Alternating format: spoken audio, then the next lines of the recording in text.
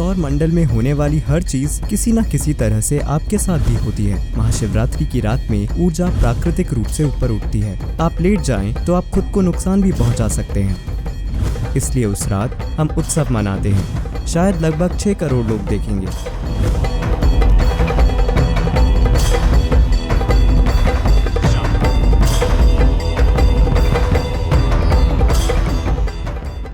सद्गुरु, आप इतने तार्किक रूप से बोलते हैं कि वो मेरे मन को ठीक लगता है, पर साथ ही आप ईशा योग केंद्र में महाशिवरात्रि का धार्मिक त्यौहार बड़े धूमधाम से मना रहे हैं।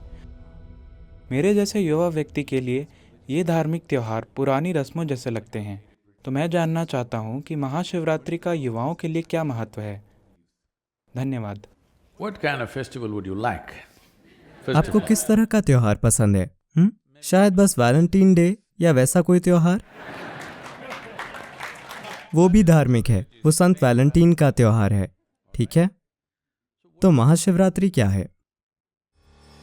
आपको ये समझने की जरूरत है, भारत में साल में 365 त्योहार होते हैं।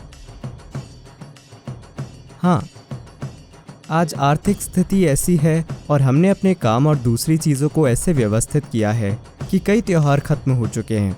अब भी लगभग 30 से 65 त्योहार मनाए जाते हैं। शायद इससे भी ज़्यादा। अलग अलग लोग लगभग 50 से 60 त्योहार मना रहे हैं, लेकिन ये संख्या भी घट रही है। लगभग 5 या 6 त्योहार बड़े पैमाने पर मनाए जा रहे हैं।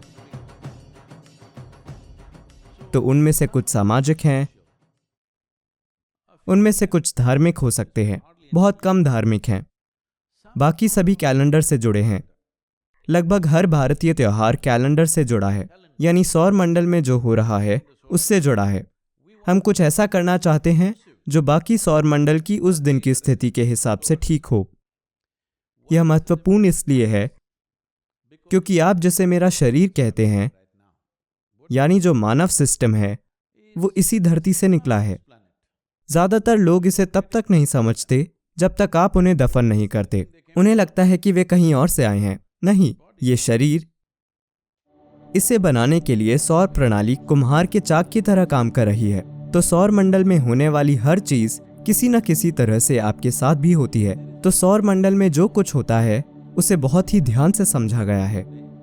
उसी हिसाब से हमने खास तरह के उत्सव तैयार किए थे और हम वो खास चीजें करते हैं। तो महाशिवरात्रि की रात, मैं इसे कम शब्दों में कहूंगा क्योंकि जो आपने पूछा है वो बहुत बड़ा विषय है। वो दिन जो हर साल उसी दिन नहीं आता। मॉडर्न कैलेंडर में इसकी एक ही तारीख नहीं होती। स्वाभाविक रूप से, क्योंकि धरती इस तरह से नहीं घूम रही, यह एक खास तरीके से घूम रही है और धरती थोड़ी झुकी हुई है। आप जानते हैं धरती किस तरह झुकी है? हेलो? झुकी होना सटीकता के संदर्भ में नहीं, मैं धरती के संदर्भ में झुके होने की बात कर रहा हूँ। धरती की धुरी बस इस तरह नहीं घूम रही है, यह इस तरह घूम रही है। इसकी धुरी झुकी हुई है, तो धुरी हमेशा घूमती रहती है।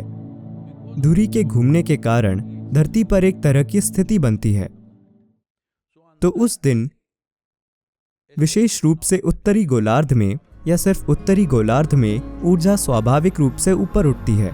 वो स्वाभाविक रूप से ऊपर उठती है। ये ऊर्जा वगैरह में मैं विश्वास नहीं करता। आप विश्वास मत कीजिए, बस जाकर समुद्र तट पर बैठिए। क्या आप पूर्णिमा की रात में समुद्र को ऊपर उठता देखते हैं? हेलो? तो अमावस्या के दिन, पूर्णिमा के दिन, क्या आप देखते हैं कि समुद्र ऊपर उठने की कोशिश कर रहा है? वैसे आपके शरीर का 2/3 हिस्सा भी पानी है। आपको ऐसा क्यों लगता है कि शरीर के अंदर का पानी ऊपर नहीं उठेगा? शरीर के सभी तरल पदार्थ ऊपर उठते हैं। तो आप यह चीज हर जगह से देख सकते हैं। क्या आप किसी मानसिक संस्थान में कभी गए हैं? नहीं, आप वहां शायद बस एक बार के लिए गए हों। आप पूर्णिमा और अमावस्या के दिन देखेंगे कि लोग खास ध्यान रखते हैं, क्योंकि जो लोग मानसिक रूप से परेशान हैं वे ज्यादा परेशान हो जाते हैं।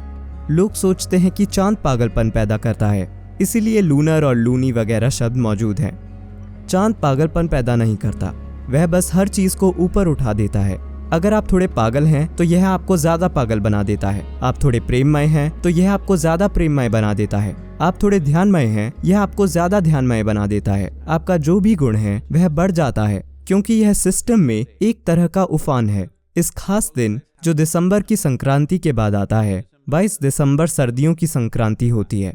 उसके बाद ग्रहों की स्थिति ऐसी होती है कि उस विशेष रात को ऊर्जा जबरदस्त तरीके से स्वाभाविक रूप से ऊपर उठती है।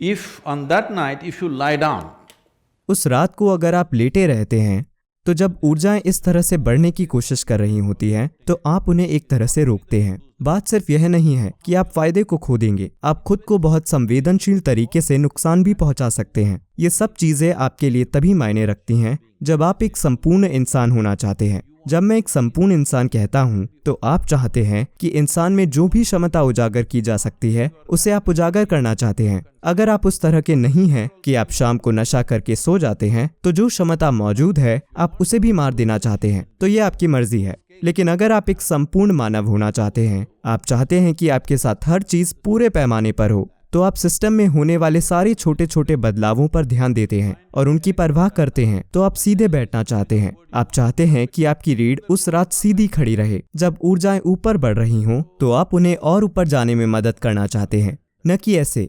इसलिए हमने जागरण का तरीका बनाया है। इसका मतलब है सतर्क रहना और सीधा रहना। लोगों को सीधा कैसे रखें? बस उन्हें बैठा दीजिए। आप सोचते हैं वे बैठे रहेंगे। अगर मैं आपको 5-6 घंटे के लिए बैठा दूं तो क्या आप बस यूं ही बैठे रहेंगे? नहीं, मुझे आपका मनोरंजन करना होगा। शाम 6 से सुबह 6 बजे तक 12 घंटे नॉन स्टॉप संगीत, नृत्य, ध्यान, ताकि हर कोई सचेत बैठा रहे। लगभग 10 लाख लोग एक जगह पर होते हैं, लेकिन ये संख्या बढ़ रही है। तो अब दक्षिण भारत में 130 से अधिक शहरों में हमारे पास बड़े स्क्रीन हैं, ताकि लोग वहाँ इकट्ठा हों और बहुत ज़्यादा लोग यहाँ न आएं। लेकिन फिर भी 7 से 8 लाख लोग एक जगह पर होंगे और 86 से अधिक चैनल इसे लाइव टेलीकास्ट करते हैं। तो कितने लाखों लोग देखेंगे हम नहीं जानते। पिछले साल कहा गया था लगभग 6 करोड़ लोगों ने देखा होगा। इस बार और ज़्यादा लोग देखेंगे। तो ये इतना विशाल हो गया है क्योंकि लोगों को इससे फायदा हुआ है। आप उस रात एक काम करें, बिना किसी नशे या ड्रग के बस सचेत होकर बैठें। आपको उत्सव पसंद नहीं है तो आप बस ऐसे यूं ही बैठिए, यह आप पर है। तो आपको यह समझने की जरूरत है a human being needs celebration. कि इंसानों को जश्न मनाने की जरूरत होती है। अगर आपके जीवन में उत्सव होना है तो आपको हंसी खुशी की भावना लानी होगी, वरना कोई उत्सव नहीं होगा। ज्यादातर लोग तभी जश्न मना सकते हैं जब आप उन्हें शराब पिला दें। मैं आपको एक जगह 10 लाख लोग दिखाऊंगा, कहीं भी एक बूंद पीने की अनुमति नहीं है, लेकिन आप देखेंगे कि पूरी रात एक भी व्यक्ति नहीं सोएगा। हर कोई पूरी तरह से जागता रहता है।